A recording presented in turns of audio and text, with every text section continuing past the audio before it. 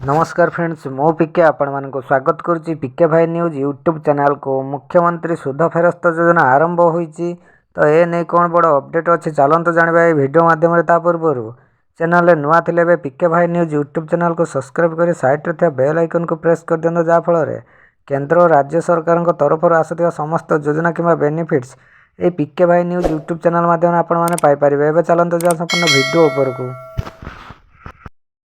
मुख्यमंत्री सुध फेरस्त योजना आरंभ होईची कोविड महामारी पाई राज्यर एमएसएमई क्षेत्र क्षतिर सम्मुखीन होइतिला। याकु दृष्टि रखी उद्योगी मानकर क्षतिभरणा पाई सरकार सुध फेरस्त व्यवस्था करिसंती।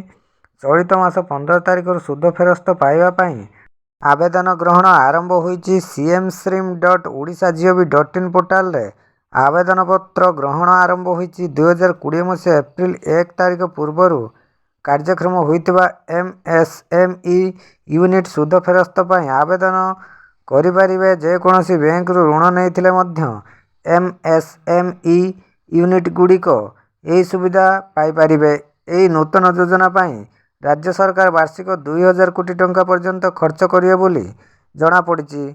तो यह तो थिला आपण मानक पई बहुत बड़ अपडेट। यही इनफॉर्मेटिव वीडियो पाइबा पई आम चैनल पिके भाई न्यूज यूट्यूब चैनल के सब्सक्राइब कर साइड रे बेल आइकन को प्रेस कर दिखाँ जहाँफल केंद्र और राज्य सरकार तरफ आसुवा समस्त योजना कि बेनिफिट्स ये चैनल माध्यम आपण मैंने पाइपर। थैंक्स।